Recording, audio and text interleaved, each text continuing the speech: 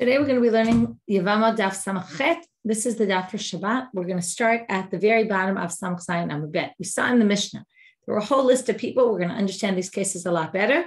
That we discussed two elements for each of them. One is if it's a bat kohen, a daughter of a kohen in one of these situations, she is not allowed to eat truma anymore if one of these things happens to her, or she's in one of these situations, and that means she can't eat anymore from her family's house, and the truma specifically. And if she's a yisrael and she enters this relationship with a kohen or in a situation, then it does not allow her to eat truma. We're kind of stringent from both sides. So the first case we're going to talk about today is the very bottom of samach zayin amud bet, v'ha'irusin, from engagement. Ibat kohen yisrael hi pasila. If she is betrothed to a non-kohen, she already can't eat truma anymore, because he already acquired her with havaya. That's a word we use for kiddushin, sometimes also nisuin. In this case, it's kiddushin for the betrothal. That already means she's no longer allowed to eat truma because she's already kind of taken out of her kohen status, even though she's still living at home. So we've already discussed before. If she's married, if she's betrothed to a yisrael, if she's a yisrael and she's betrothed to a kohen, that doesn't yet allow her to eat truma because she's still living in her parents' house. And according to Ula, there were two reasons given. That they specifically bring Ula here, even though the other one would be relevant as well. The rabbi said, even though theoretically you belong to your husband's family now, you can't yet eat truma because we're worried you might bring home wine or something like that from the house. You might be drinking it in your house, truma stuff, and then someone in your family might accidentally have truma and they're not allowed. So therefore it's an issue. Hacheresh. Hacheresh is generally, we mean a deaf mute who is considered by halacha. Again, we've discussed this many times. Nowadays it might be different, but in halachic status, hacheresh, a deaf mute, is considered someone without dad, without understanding, and therefore their marriage is only valid on a rabbinic level. If someone is to marry a hacheresh, their marriage is only valid by the rabbis, not by Torah law. So therefore, ibat kohen yisrael hi pasila hakanya b'takanta de Rabbanit. And if she's a bat yisrael, well, according to the rabbis, it's a marriage, and therefore she already leaves her kohen status, can't eat truma anymore because she's married to a yisrael. Even if only on a rabbinic level. Because only if you actually acquire it. And high bar kinyan, and on a braita level, this isn't a kinyan because he's not a bar dat, he doesn't have knowledge, understanding, and therefore his kinyan is not relevant on a Torah level, in which case she's not considered in the category of something that by Torah law is kinyan kaspo, that would allow her to eat truma. Ubein teshashin, read the Mishna, we weren't sure what this meant, we're going to see that the rabbis aren't sure what it means either. Kasal kadata, first they think that it means someone who's 9 years and a day, 9 years old, a man. They thought it meant someone who falls to yibum to a boy who is 9 years of age and a day, right? Which means he already potentially can do yibum, even though he's not a gadol. Well, then lamai, ilam ifsal, for what? If we're going to say a bat kohen who's a shomer yabam to someone who's 9 years and a day, she's lemifsal, well, katanami mifsal pasal. The Mishnah had already said, hayabam, right? If she's shomer yabam, she's already, it doesn't matter how old he is. He could be 5. As soon as she's a shomer yabam, she's already disqualified from eating truma. If she's a bat kohen, right? She was married to a yisrael. He died, but she's shomer yabam to his brother. She doesn't go back to her parents' house in terms of being allowed to eat truma. So, if it's to allow her to eat truma, if she's a bat yisrael and she's shomer yabam to a child who's 9 and a day, well, gadol nami lo ma'achil. It's not even, right? Even a gadol doesn't allow her to. Even if he's beyond 9, even if he's 13, it wouldn't allow her to eat. So it wouldn't be that specifically we want to say 9. That doesn't make any sense. So Amar Abaye, hachabi yabam ben tesha shenim b'yom echad habal yivim toaskenim. We're talking about a yabam who's 9 and a day, like we thought before, but not a shomeret yabam. He actually goes ahead and has relations with her. And we said already, a 9-year-old and a day is already for a man, is or the bi'ah potentially could have his bi'ah is considered bi'ah, his intercourse is intercourse, and therefore, what happens here? Now, The rabbis determined that 9 in a day is the year, right? The age that one is potentially capable of doing bi'ah. So therefore, it sounds like, and we'll see, we're going to change this a little bit, on a d'oraita level, she is married to him. And then the question is going to be, right? So that's the chiddush. You would have thought that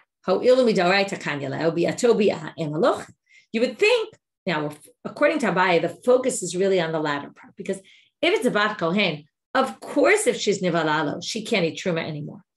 But here they're telling you, if she's a bat yisrael, because remember, if she's a shomer yabam, she can't even eat truma. Of course, if she goes ahead and does yibum with this yisrael, she's not going to be able to eat truma. But according to Abaye, this is focused on you can't feed her truma, meaning even though you would think 9 in a day does yibum, that would be a valid yibum on a Torah level. She should then be, if he's a kohen and she's about Yisrael, she should be able to eat truma. When the rabbi said 9 in a day is valid, they didn't say it's valid on a Torah level. What they said is it's valid that it counts as if he did ma'amar with her. That would mean basically the other brothers can't do yibum with her anymore, right? And that would mean if he wants to get out of it, he'd have to give her a get. But it doesn't mean, right, you have to give her a get when he's of age already, only when he's 13. But it doesn't mean that they're actually married on a d'oraita level, which means it's only like ma'amar, she can't yet eat truma. Okay, that's what it means. But there's a big problem with Abaye.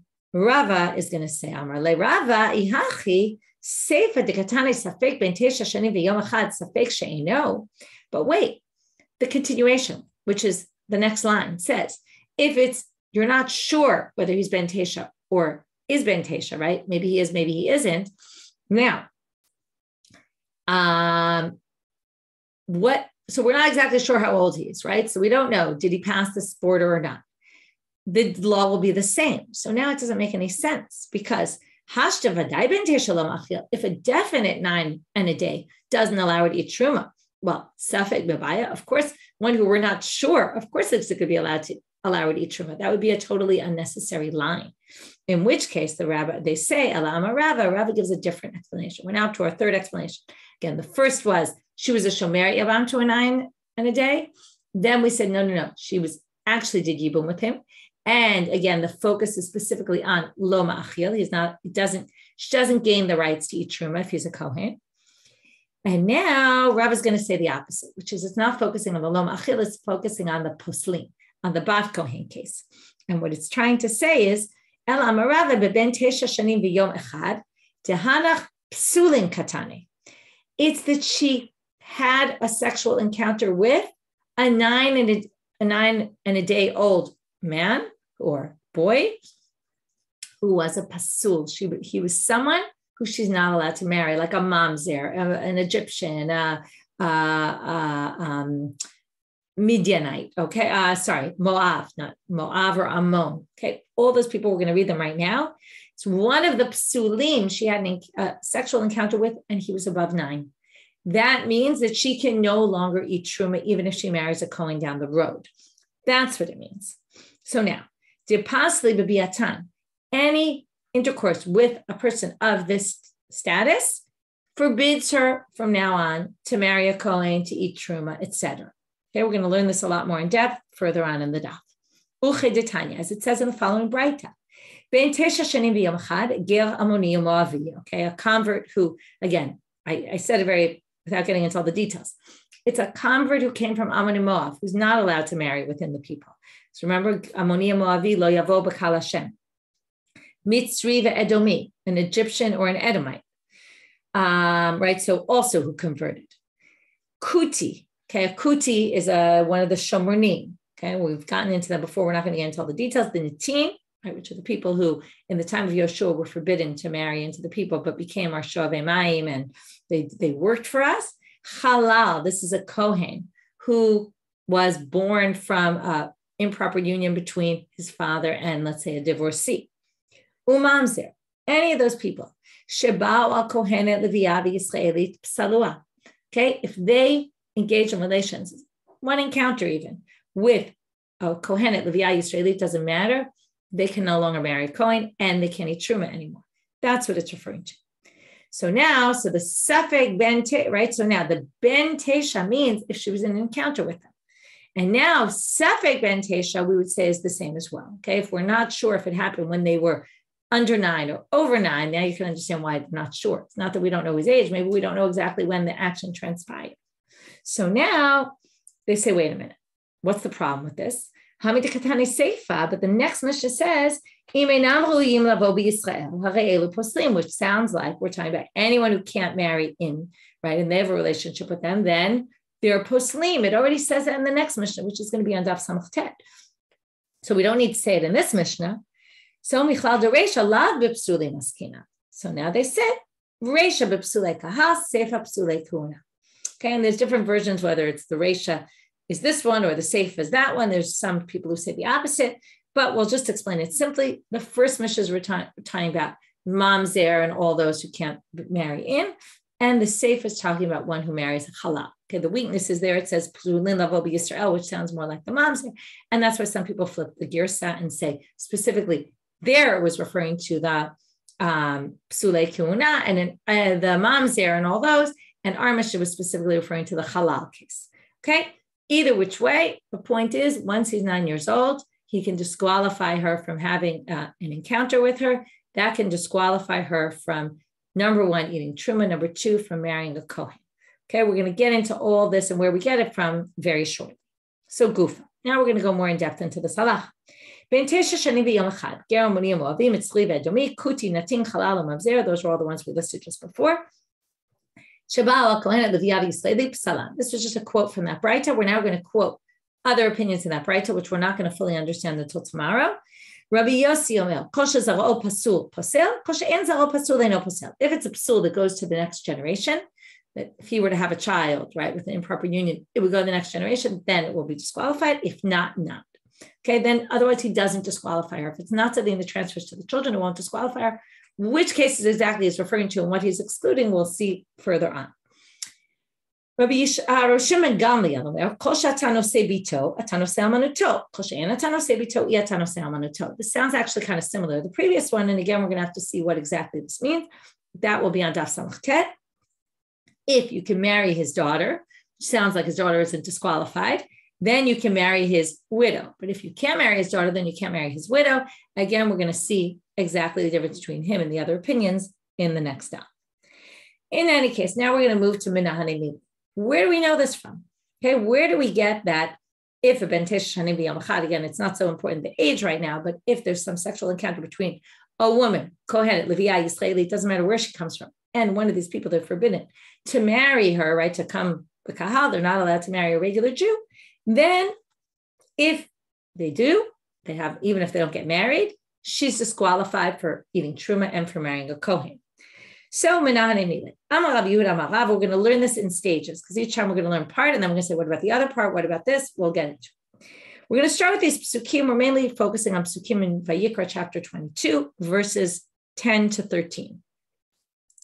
So we're now going to start with verse 12. Ubat kohen ki tiyeh leish sal. If a bat kohen goes and marries a stranger, meaning a non-kohen, says he b'trumat hakodashim lo tochen. She can no longer eat from the gifts that are sanctified. Okay, which sounds like truma, although we'll see later. There's also other gifts the kohanim get that are sanctified, parts of the sacrifices.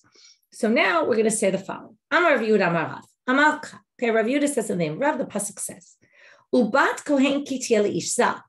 Kevan shenivala lepasula psala. We assumed ish zar meant a yisrael, right? Not a kohen. Once she marries a non-kohen, she can no longer eat the truma. But they darshan this to say it also includes nivala lepasula. If she had a relationship with someone who was disqualified to her, an ish zar could also be someone who she's not allowed to marry at all. If she has intercourse with them, disqualifies her. So now they say, wait a minute.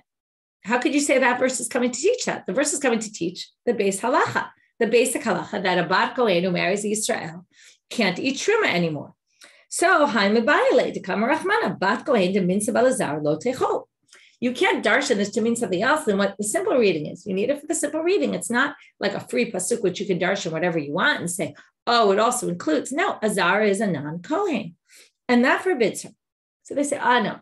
we're going to learn that from somewhere else. We're actually going to have a lot of back and forth here. So we're going to try to say from somewhere. We're going to say, no, not from there. Then we're going to try from somewhere else. Every time we're going to keep going back to, well, if you can't learn it from there, then we're going to need to learn it from our pasuk, and then our pasuk will be free to teach you what we wanted to teach you, which is our halacha, that if she was niv'ala, she had a relationship with someone who was disqualified to her, like a mamzer or all those other people, she can no longer eat truma. Once we get to truma, we're going to have to say, how do we know that she's disqualified for kahuna? That we'll get to later. So now they say, okay, the halach that she can't, if she marries a yisrael, she can no longer eat truma, that we learn from a different verse. Okay, this is the next pasuk. It says, "Ubat kohen, if kitia almana ugrusha, if she's divorced or widowed from her husband, v'zera aimla, and she doesn't have any children from the Yisrael husband, v'shava el beit avia kinureha, she can go back to her father's house. Milechem avia tochel, she can eat from his bread, meaning his truma." And the end of that pasuk we're going to get back to later says, "V'chol zar lo yochal bo," and any stranger though can't eat truma. So remember that the end of the verse says that, but it's not important right now. So now they say, the fact that she can now go back to her father's house makes it clear she couldn't before. So there you have it, that she couldn't eat truma from Yisrael. So we don't need our verse to teach that, in which case our verse is free to learn what we want to learn. But they say, no, that doesn't work.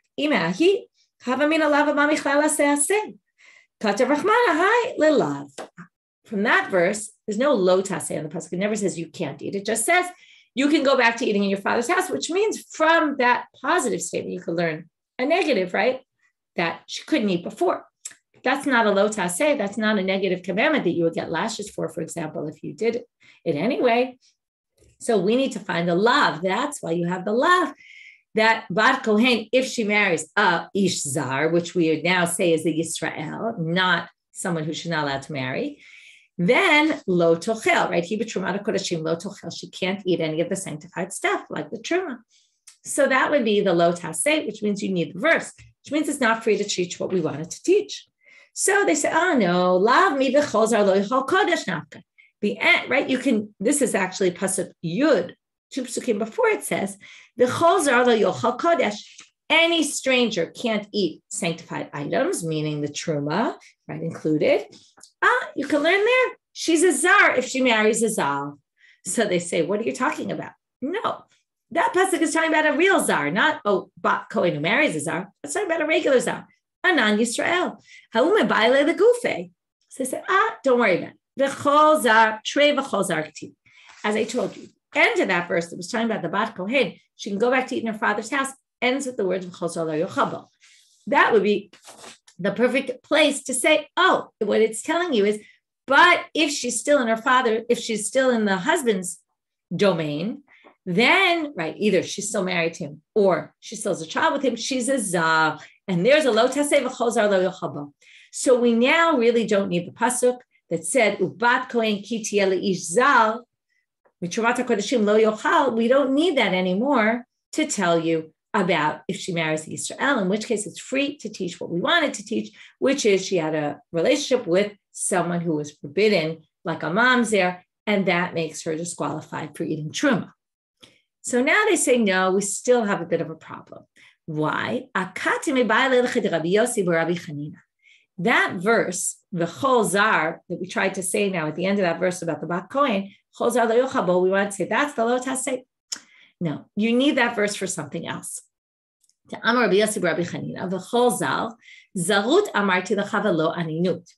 comes to teach you only if you're a stranger you can't eat truma, but if you're a kohen, and let's say you're an onen, that means one of your relatives has just died, and there's all sorts of things you can't do when you're an onen, and a kohen, for example, can't eat sacrificial meat and can't eat maaser sheni, but he can eat truma.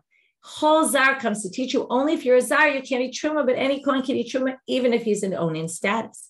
So therefore, that pasuk isn't free to teach you the lo taseh for the bat kohen who marries a yisrael, in which case we have to learn it from our pasuk, in which case our pasuk isn't free to teach what we wanted it to. So they say, don't worry about that one. To Rabbi Yossi, Rabbi Chanina, min zal v'chol zar nafka. It could have just said in the pasuk zar lo yochal bo. Then we could have learned, let's say, the kohen is right, can eat it when he's onen. But because it says v'chol zar, it comes to include an additional case, and that would be the bat kohen who marries Yisrael, and therefore we're done. We're good. Our pasuk can still be free to teach what we wanted to teach. But we still have another problem. Our pasuk is actually needed for a different drasha.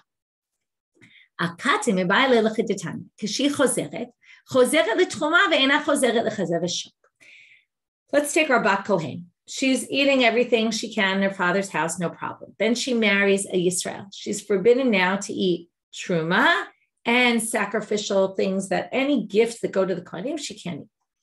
Then she gets divorced or widowed. She doesn't have children. She can go back to eating in her father's house. However, she cannot go back to eating everything. She can go back to eating truma. That's what we've been saying all along. Pasuk says it explicitly. But what does the pasuk say? That a bat kohen kiti isha, from the moment she marries him, doesn't matter what happens later, he dies or anything else, divorces her. He betrumat hakodashim lo tochel. They learn here another drasha from that when she goes back to her father's house, she can eat truma, she chozeret l'truma, but she doesn't get the chazeh v'shok. Those are two parts of the animal that always go to the kohen. From anyone's sacrifice, they have to give the chazeh and the shok to the kohen, right, from a korban shlami. Okay, a peace offering where you usually eat the meat. Yes, but part of the meat has to go to the kohen. So now we say she can't get that anymore. That's learned out from this pasuk. How do we get it from the pasuk? Amar Rav Chisda, Amar Ravina bar Rav Shila. Maikra, what's the pasuk? Dirtiv ubat kohen kiti elishsal. He betchumat hakodashim lo tochel. Lo tochel bimura min hakodashim. Truma, we thought meant truma. No, truma means what was taken out of the kodashim, meaning she can never go back to eating anything that comes out of sacrificial meat. Okay, the chazeh v'shok. So now we learn that's what we need that verse for. It's not coming to, so it's teaching you, she married a yisrael, she can go back to eating truma, but she can't eat that part.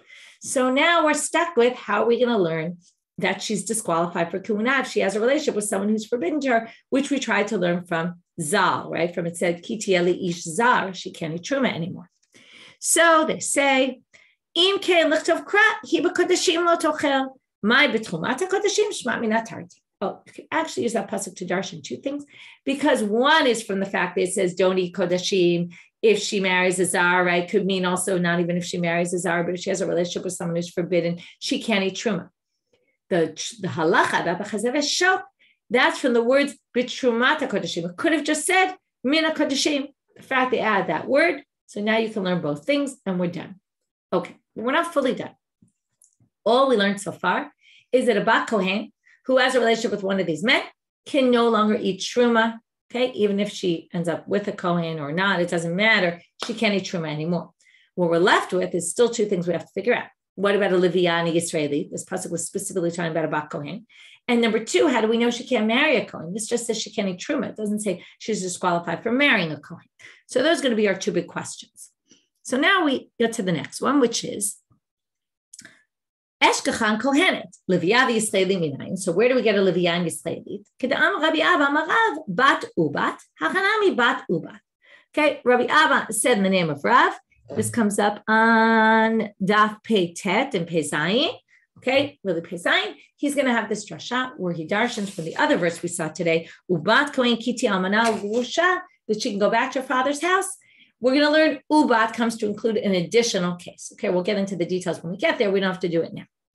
But since he darshans the vav to say it includes an additional case, we're going to say the same thing here. Ubat comes to include not only is it about a bat kohen, it's also about a Leviani Yisraelit. So now they say, wait, this is only Kiman Ke Rabbi Akiva, the Darish Vavim. Some people say you can darshan every vav in the Torah. That's Rabbi Akiva's approach. But the rabbis disagree with him and say you can't darshan every vav. So this is darshan from a vav. They wouldn't agree with this drasha. How would you explain it according to them? So they say, no, afilu tema Rabbanan, kulei ubat ka yeterahu. Actually, the whole phrase ubat kohen is unnecessary because the pasuk before talked about yilib beito, all the people in his household, which include his daughters. And then if the next pasuk will be talking about a female, saying if she marries, it'll be obvious it's talking about his daughter.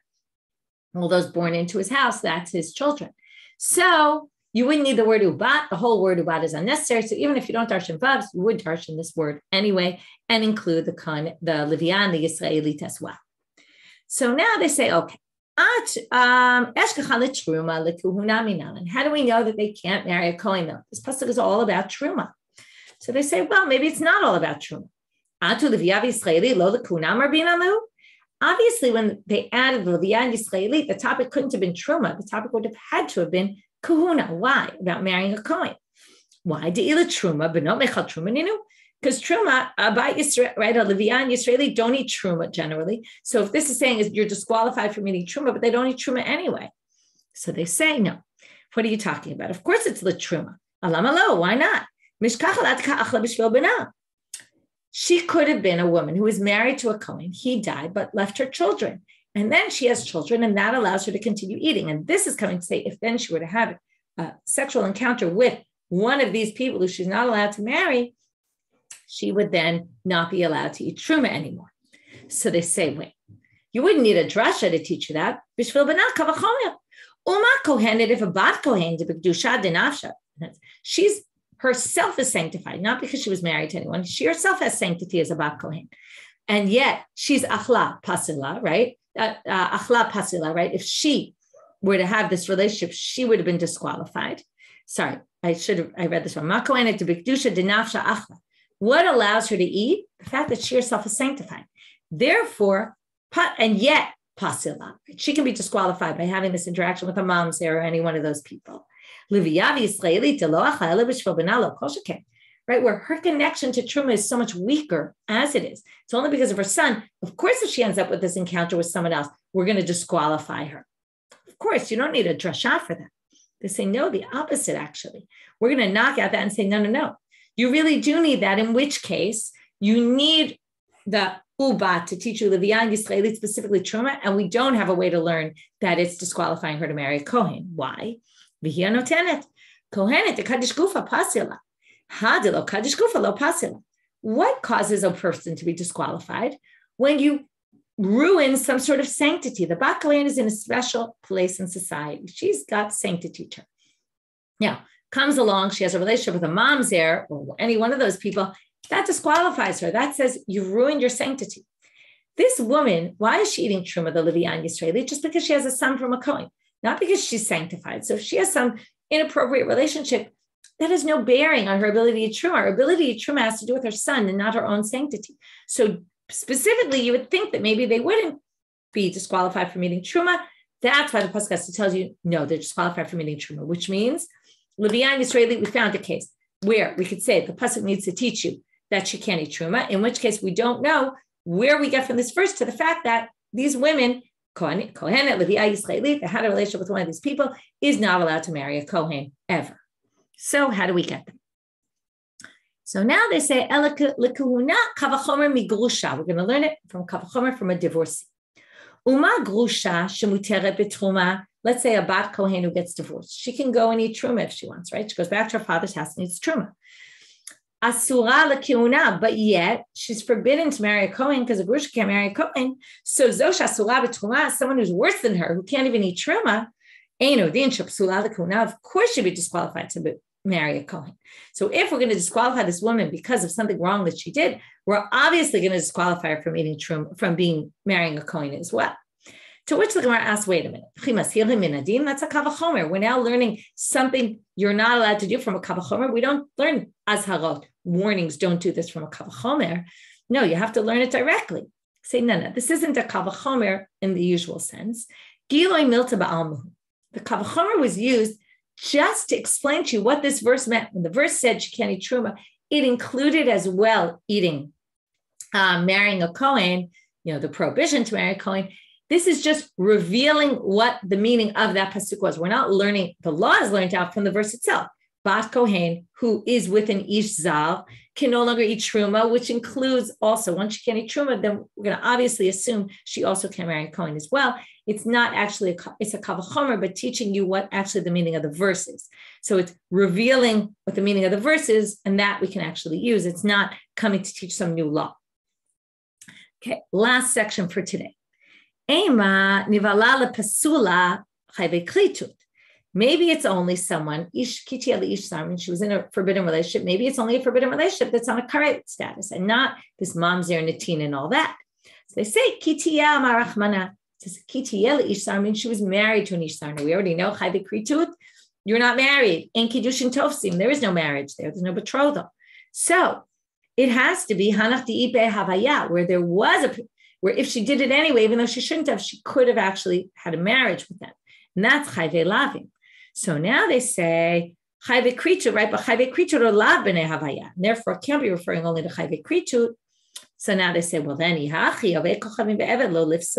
so wait, if you're going to tell me now, if a bat kohen or a Levia or Yisraeli has a sexual relationship with a non-Jew or an Eved, Knani, right, a Canaanite slave, they won't be disqualified because we said already in those cases, in Kiddushin Tofsim, there is no marriage. And this is only when there's Havaya, marriage. So they say, right, Hanach Pasli Midi Rabbi Yishmael. They're not learned out from this pasuk, they're learned out from a different pasuk. Rabbi Yishmael says, the Amar Rabbi Yochanan Mishum Rabbi Yishmael. Okay, Rabbi Yochanan quoted Rabbi Yishmael as saying, how do we know she's disqualified? Shene'emal, the pasuk we saw before, ubat kohen ki tiyeh almana u'grusha. She's an almana and grusha, right? Then she'd go back to eating truma. V'gomer, mi sheyesh lo almanut v'gerushim ba yatzu ovei kochavim ve'eved she'ein bo almanut u'gerushim. Since you can't marry an Eved and Ovei Kochavim, right? An Eved, right? An Ovei Kochavim, a non-Jew, and an Eved. Therefore, right? In Kiddushin Tofsim, so there's no Almanut and Grusha. So therefore, this doesn't relate to you. Okay, and we'll explain this better. But this basically means she can't marry a kohen. Okay, we'll get into the continuation of this drasha in tomorrow's shiur because we're already into the next daf. Wishing everybody a Shabbat Shalom and a Shavuot Tov.